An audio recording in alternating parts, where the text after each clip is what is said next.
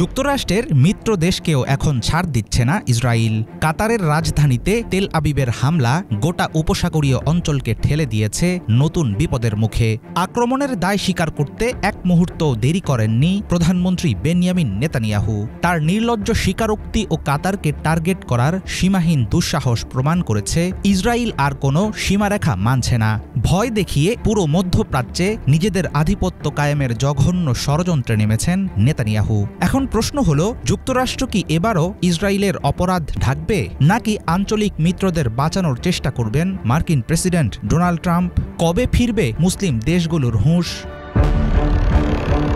ফিলিস্তিনে চলমান আগ্রাসন বন্ধে যুদ্ধবিরতি আলোচনায় মধ্যস্থতাকারী দেশ কাতার। দীর্ঘদিন ধরে তারা যুক্তরাষ্ট্র ও ইরান দুই পক্ষের সঙ্গেই ভারসাম্যপূর্ণ সম্পর্ক বজায় রেখেছে, অথচ দেশটির পাশাপাশি আন্তর্জাতিক আইনের প্রতি কোনোরকম সম্মান দেখায়নি ইসরায়েল। নিজেদের স্বাধীন ভূখণ্ডে তেল আবিবের হামলায় হতবাক কাতার। ভূরাজনৈতিক বিশ্লেষকেরা সতর্ক করে বলছেন, এই ঘটনার জের দ্রুত শেষ হবে না। ইসরায়েলের এমন বেপরোয়া আচরণ থামানো না গেলে কাতারের পর সৌদি, সংযুক্ত আরব আমিরাত সহ গোটা উপসাগরীয় অঞ্চল হবে নেতানিয়াহুর পরবর্তী হামলার লক্ষ্য। যুদ্ধবিরতি আলোচনায় সত্যিকারের আগ্রহ নেই ইসরায়েলের। সাম্প্রতিক হামলার মাধ্যমে সেটা পরিষ্কার করে দিয়েছেন প্রধানমন্ত্রী বেনিয়ামিন নেতানিয়াহু। গত কয়েক মাসে একের পর এক আগ্রাসী পদক্ষেপ নিয়েছে ইসরায়েল, যেমন ইরানের বিরুদ্ধে যুদ্ধ শুরু, সিরিয়ার ভূখণ্ড দখল, আঞ্চলিক সশস্ত্র গোষ্ঠীগুলোর শীর্ষ নেতাদের খুন এবং গাজায় ফিলিস্তিনি হত্যাকাণ্ডের মাত্রা বাড়ানো। তবে মধ্যপ্রাচ্যে যুক্তরাষ্ট্রের সবচেয়ে বড় সামরিক ঘাঁটি রয়েছে এমন দেশে সরাসরি হামলা তৈরি করছে ভিন্ন মাত্রার আতঙ্ক।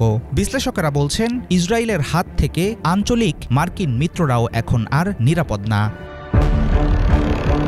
কাতারে হামলার বিষয়ে যুক্তরাষ্ট্রকে আগেভাগে জানানো হলেও ইসরায়েল একাই আক্রমণ চালিয়েছে, এমন দাবি মার্কিন প্রেসিডেন্ট ডোনাল্ড ট্রাম্পের। তবে বিশ্লেষকদের সন্দেহ, এর পেছনে অবশ্যই আমেরিকার নীরব অনুমোদন ছিল, কারণ যুক্তরাষ্ট্রের গ্রিন সিগন্যাল ছাড়া এমন দুঃসাহস কখনো দেখাবে না ইসরায়েল। হোয়াইট হাউসের পক্ষ থেকে দেয়া বিবৃতিতে বলা হয়, হামলার আগে মিত্রদেশ কাতারকে সতর্ক করে দিয়েছিল যুক্তরাষ্ট্র, কিন্তু এমন বক্তব্যকে মিথ্যা বলে প্রত্যাখ্যান করেছে কাতার। অন্যদিকে হামলার ঘটনায় নিজের অসন্তুষ্টি প্রকাশ করেই দায় সেরেছেন ডোনাল্ড ট্রাম্প।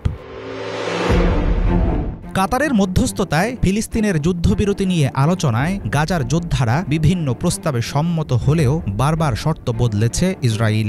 এখন প্রায় অচল হয়ে গেল শান্তির সম্ভাবনা। দোহায় স্বাধীনতাকামী গোষ্ঠীর নেতাদের টার্গেট করে তেল আবিবের হামলা সম্ভাব্য যুদ্ধবিরতির কফিনে ছিল শেষ পেরেক। এর মাধ্যমে প্রধানমন্ত্রী বেনিয়ামিন নেতানিয়াহু যেন সাফ ঘোষণা দিলেন, কোন দেশের সার্বভৌমত্বকেই গুরুত্ব দেয় না ইসরায়েল। দখলদার রাষ্ট্রটির বিরুদ্ধে মধ্যপ্রাচ্যের দেশগুলো অচিরেই ঐক্যবদ্ধ না হলে ভয়াবহ হুমকিতে পড়বে তাদের অস্তিত্ব। হাফিজুল ইসলাম, বাংলা ভিশন।